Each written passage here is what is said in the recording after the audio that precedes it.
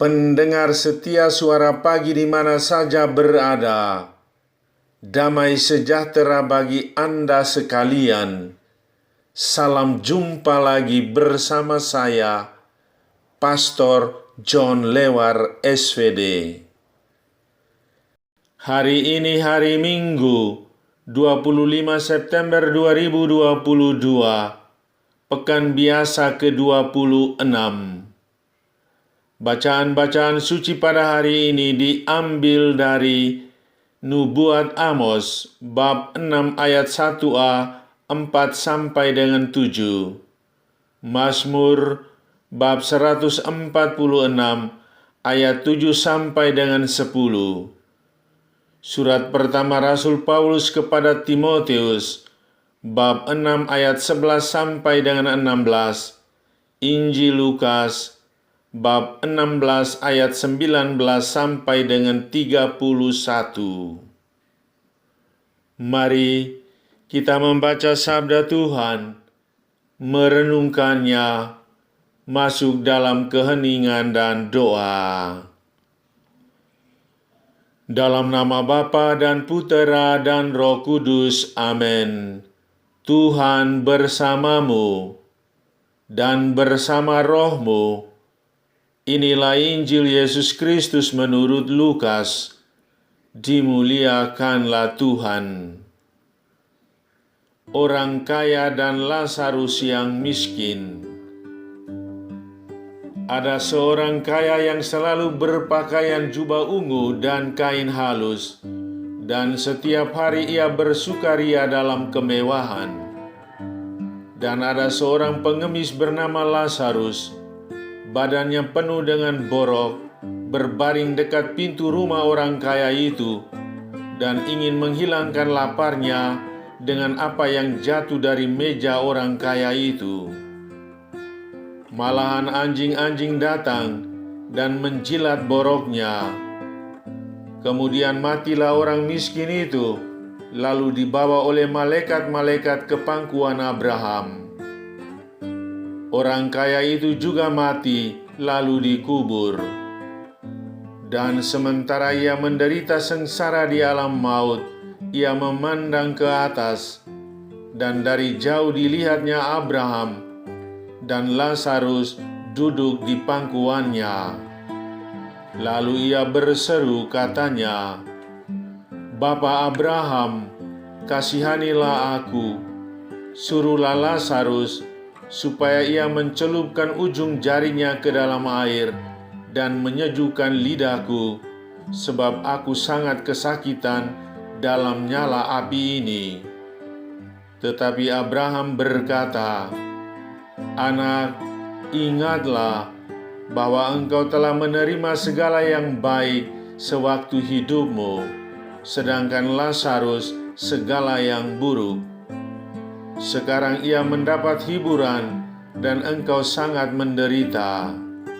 Selain dari itu, di antara kami dan engkau terbentang jurang yang tak terseberangi, supaya mereka yang mau pergi dari sini kepadamu, ataupun mereka yang mau datang dari situ kepada kami, tidak dapat menyeberang."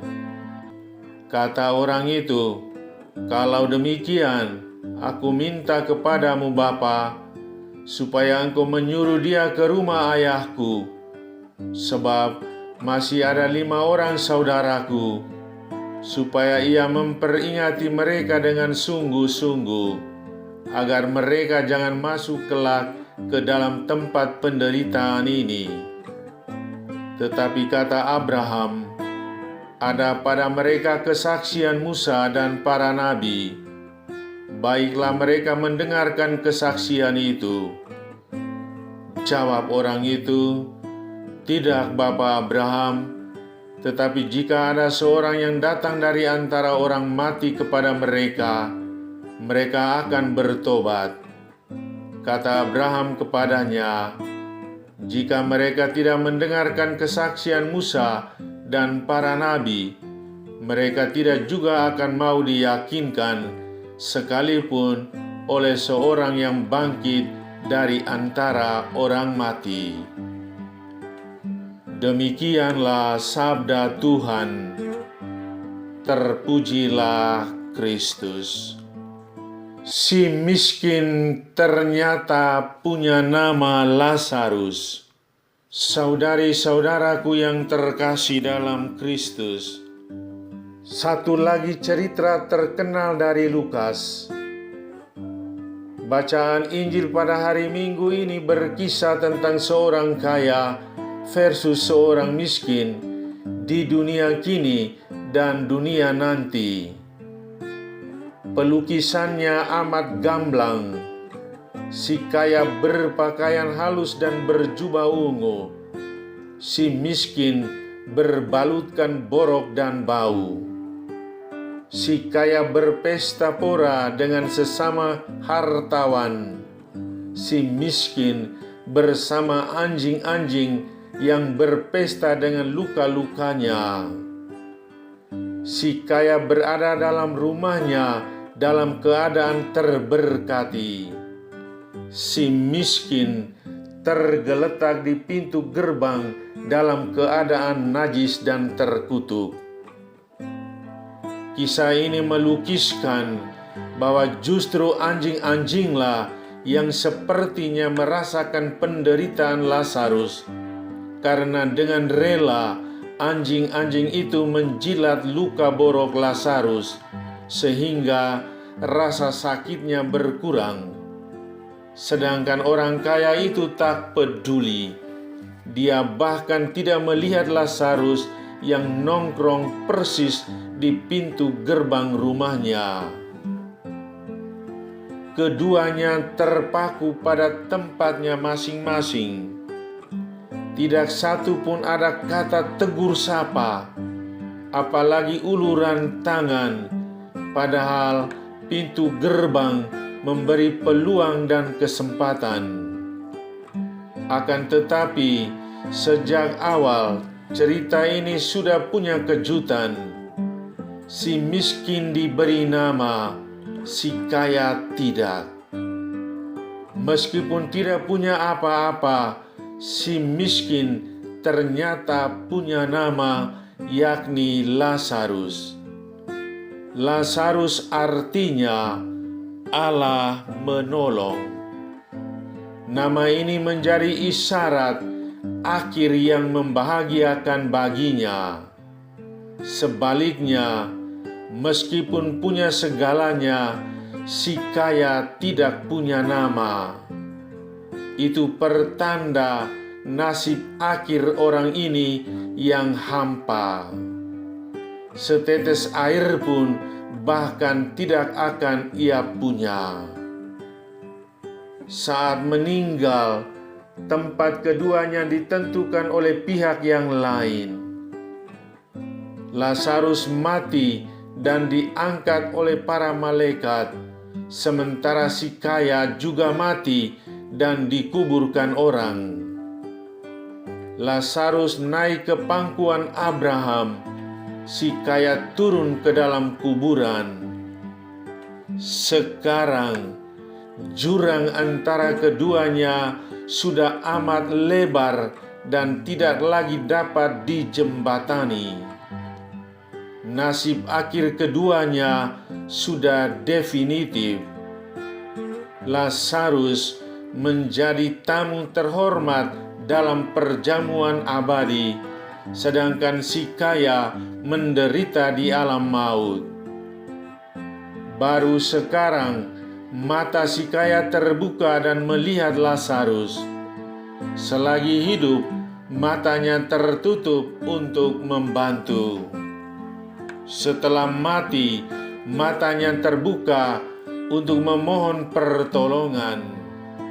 Akan tetapi, tetap saja ia tidak menyapa Lazarus.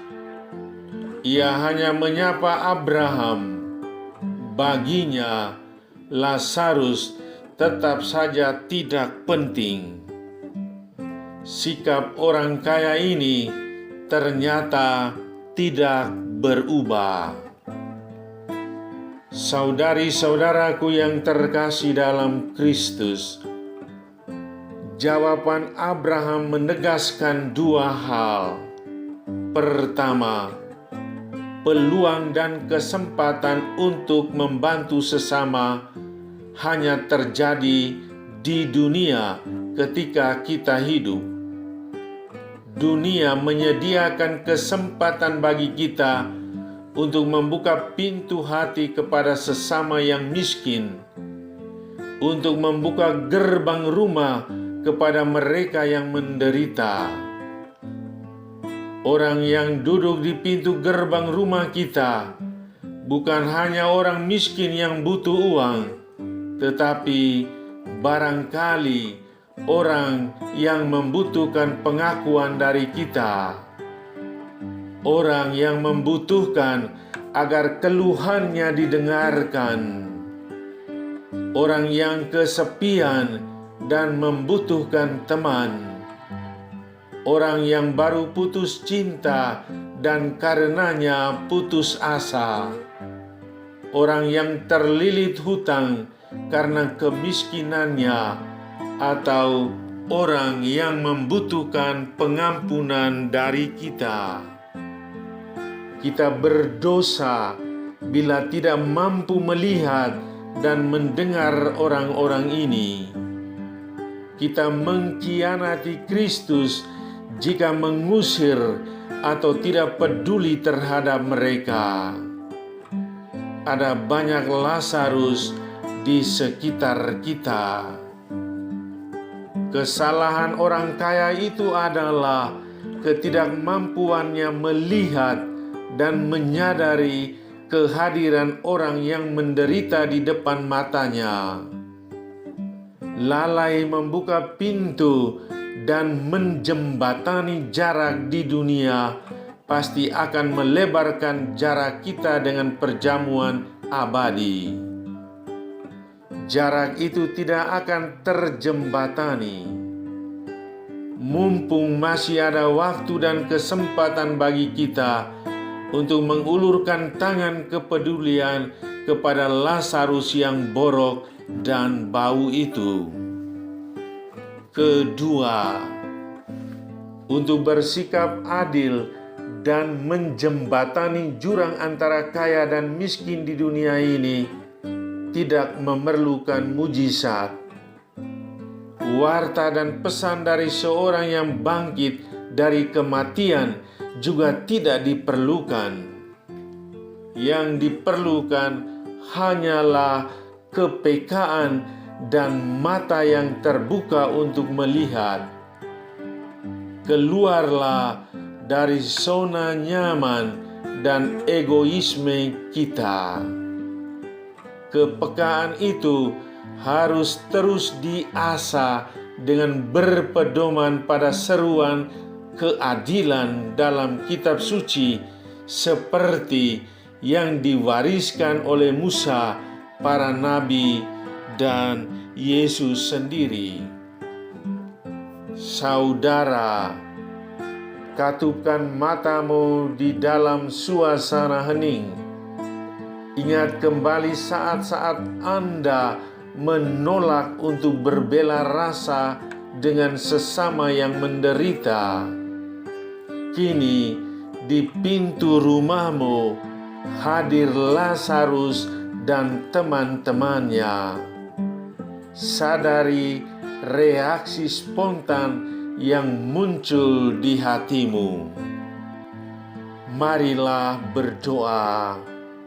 Ya Allah Bapa yang Maha Kuasa dan Kekal, Engkau memperhatikan semua orang, tetapi terutama mereka yang tidak mendapat perhatian dari sesamanya. Kami mohon, janganlah kami tinggal berdiam diri melihat kelaliman dan ketidakadilan yang terjadi di tengah hidup kami. Buatlah kami siap sedia membagikan cinta kasih-Mu kepada siapa saja. Demi Kristus Tuhan kami. Amin. Sahabatku yang terkasih, selamat hari Minggu. Salam doa dan berkatku untukmu dan keluarga di mana saja berada. Bapa dan Putera dan Roh Kudus. Amin. Amin.